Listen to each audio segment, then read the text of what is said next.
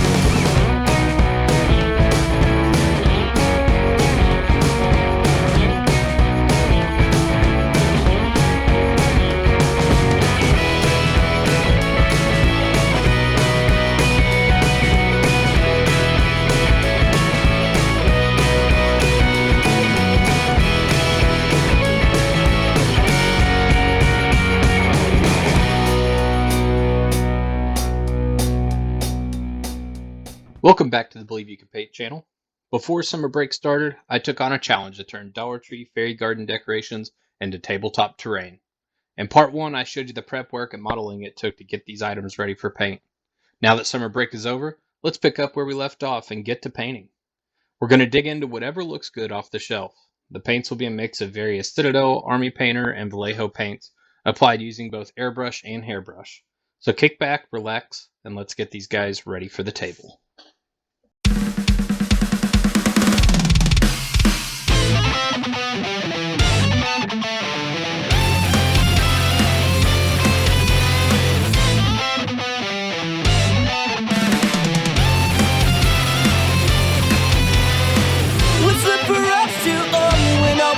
Is letting go. What's the for us to when all we know is letting go.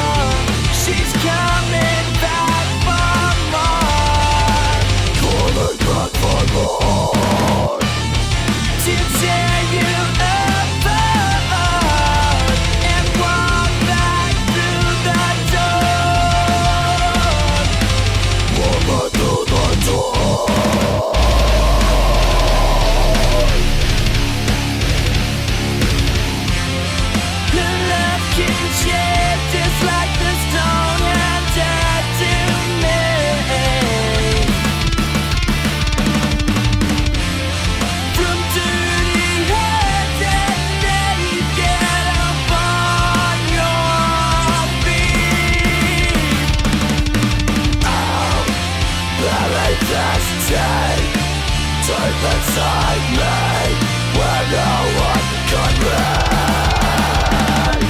I'm buried this deep inside me, where no one can read.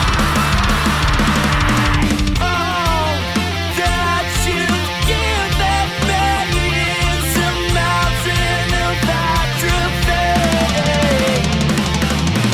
All that you've given me is a thing with no relief.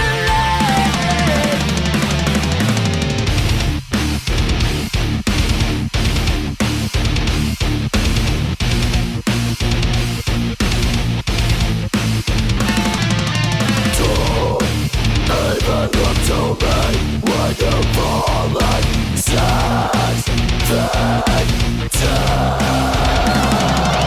no one will find you when you finally come to sleep. The deed has been done. No more needs to repeat. You can't stop me now. This fucking clock's way to stay. Clock's way to stay.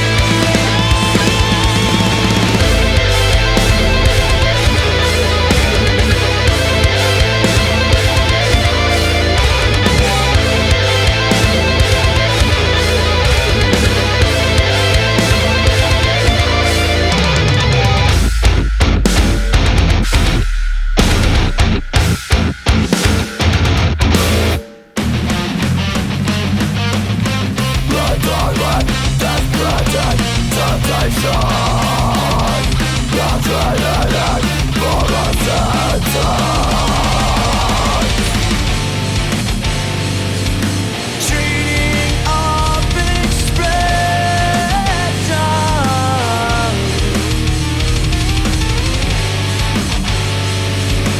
of these feelings, but you lost your touch. The world of bring apart, strangers bound not flawed, and gasping for breath. I can't breathe without you. Tingling urge and unloved, insensation, grasping my very entrails.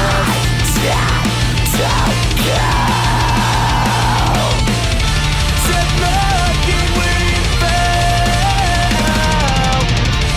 love lost and hearts drowned. Take my hand, don't let go, I'll be there until the end. I promise, I promise.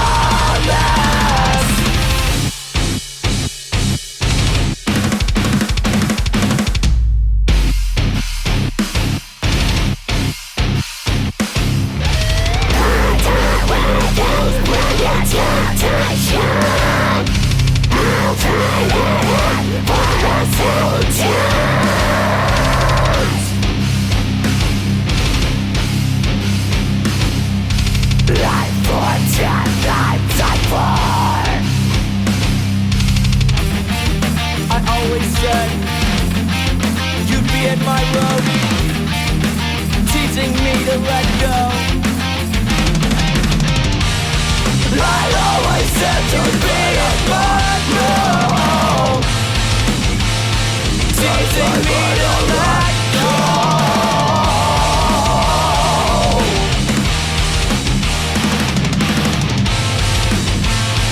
Teasing me to let go. With words you don't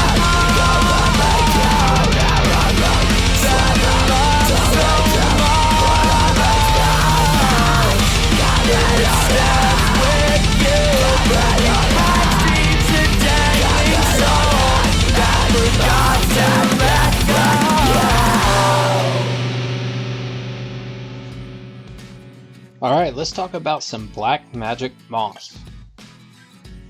We're going to take some PVA glue, clear Elmer's is my choice, mix in my terrain bits, and then apply it with the cheapest brush I can because it's probably going to mess it up. This is a technique used on the Black Magic Craft channel all the time. It looks like there's no way it's going to work. It looks kind of crappy when it goes on, but once it dries, it is a great technique. With these two gates, I wanted to go for kind of a dual-sided thing. So you'll notice, really, we have 4 different gate types, and each side kind of works with the other one, but could be used independently also. So kind of went for a rusted, beat-up look, so you could have like a hidden gate or a tucked-away gate to the facing the players, or do like a nicer gate, like something maybe elvish or magic. And then we're gonna do another really cool thing that I learned off of the internet, and I have no idea where this came from, but we're gonna take some jute twine and untwist it, and we're gonna turn it into some vines. I used to have a video on this where I made a diorama of X-Wing crashed on Dagobah, and I pulled that video off because it didn't really fit the channel too well. It was just kind of showing off how the final product looked, so I thought it was a good time to go ahead and decompose this technique and just kind of show it off with a little more emphasis on actually doing it. So got my plate out to keep my mess contained, and this is just some dollar store watered down spray adhesive. If you can get it to spray, awesome. I'm using an eyedropper to apply it. The spray is better, so if you have a spray adhesive that you like, go for that.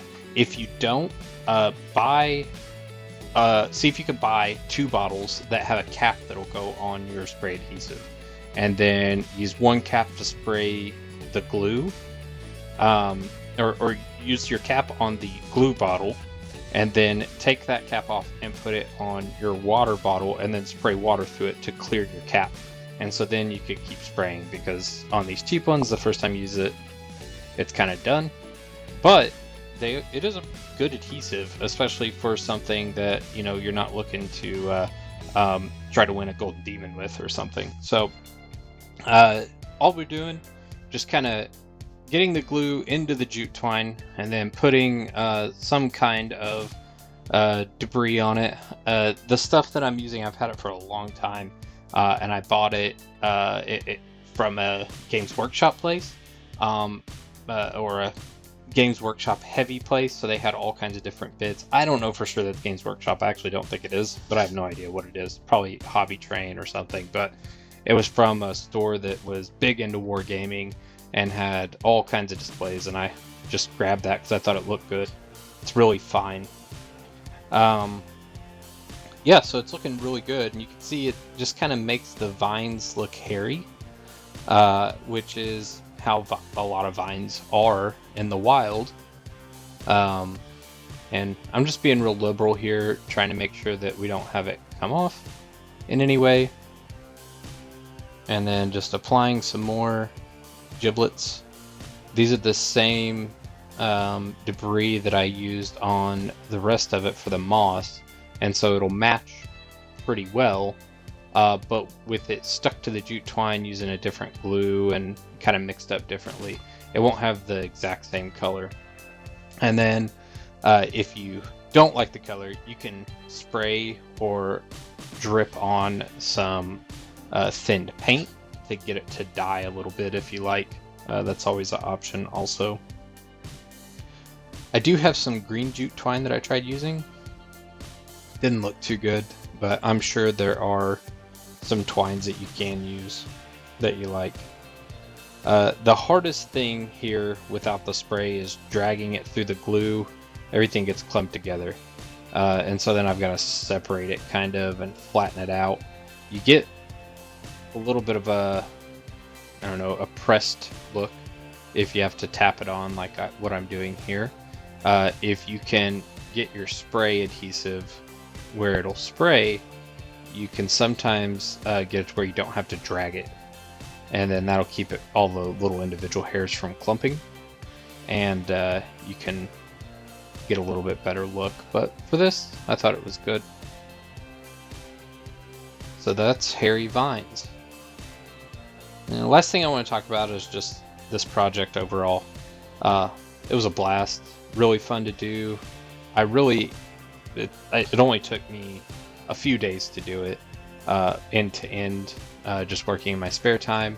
And of course, it took me much longer to get it to the viewers, but overall, I think it was a great project. It was short, it was inexpensive, it was okay to make mistakes, and so I could experiment without ruining a great miniature. And I think the end product is pretty dang amazing. Let's take a look now. And we have a rusted gate with some overgrowth on the other side of it. We have a beautiful golden gate. We've got a fire. We've got some just random bits and bobs. We've got some jungle creatures.